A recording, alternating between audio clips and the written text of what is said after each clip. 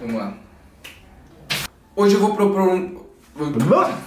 propor um exercício meio fora do comum pra vocês. Me segue nesse pensamento. Imagina que você assume uma ideia ou um ideal que não seja seu e que você talvez não acredite muito nele assim, sabe? Mas assume ele e opine firmemente nessa questão sua, nesse ideal. Por exemplo, arrotar na mesa.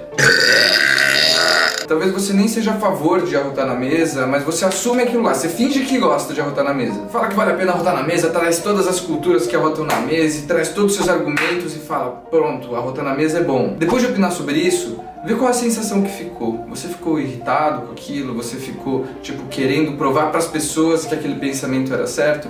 Ou por ser só uma coisa que você não acreditava, foi fácil sair disso, né? Quando a gente pega uma opinião que não é nossa, que a gente realmente não acredita, é muito fácil você sair daquela discussão sem você ficar irritado.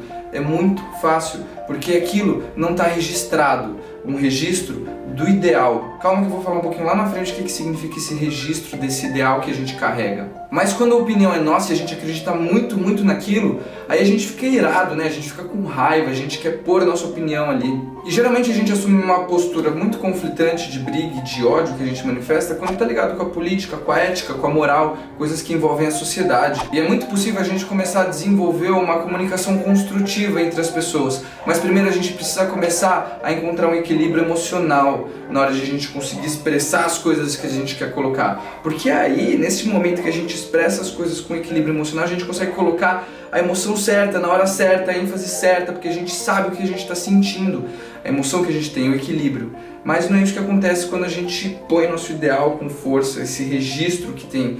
E é isso que eu vou falar agora.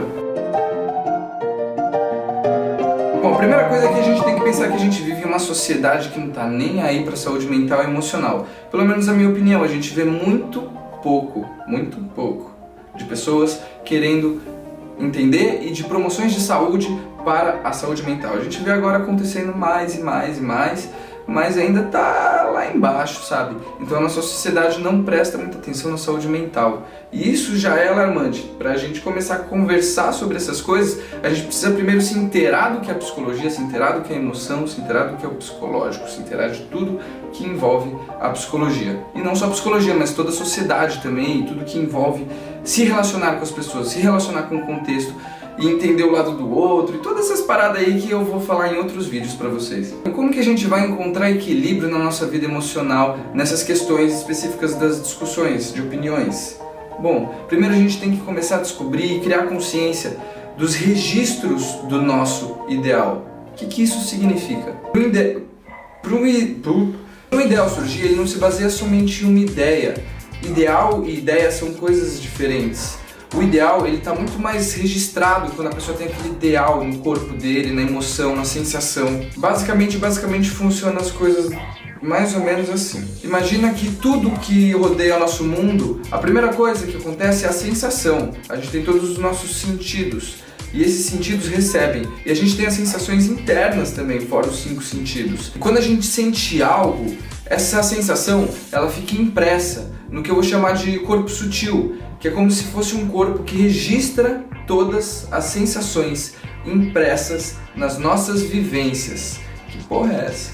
Por exemplo, vamos falar do feminismo, que é uma coisa que está acontecendo muito hoje em dia. As mulheres, elas sentem coisas que nós homens nunca vamos sentir. Ficam sensações de abuso e de medo e várias outras coisas.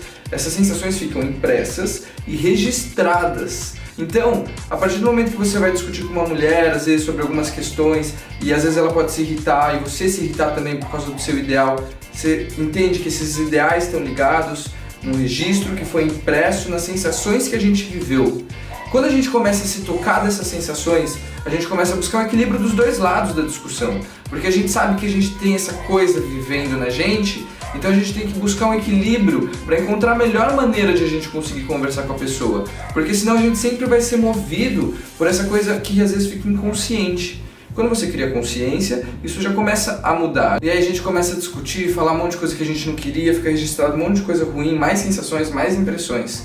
Então, é importante a gente encontrar esse caminho das sensações que envolvem o nosso ideal, que envolve aquilo que a gente quer trazer. Às vezes a gente traz isso na discussão, na comunicação, e acaba perdendo a linha e acaba falando demais, e a pessoa também, e acaba que não chega em nenhum lugar. Por isso que é importante a construção de uma comunicação melhor, embasada mais racionalmente, com mais equilíbrio emocional. Não estou falando pra gente virar robô, só estou falando que a gente tem que buscar um equilíbrio emocional e psicológico, e isso a gente consegue buscando esses registros dos ideais. E a gente precisa começar a aprender a mudar de opinião, sabe por quê?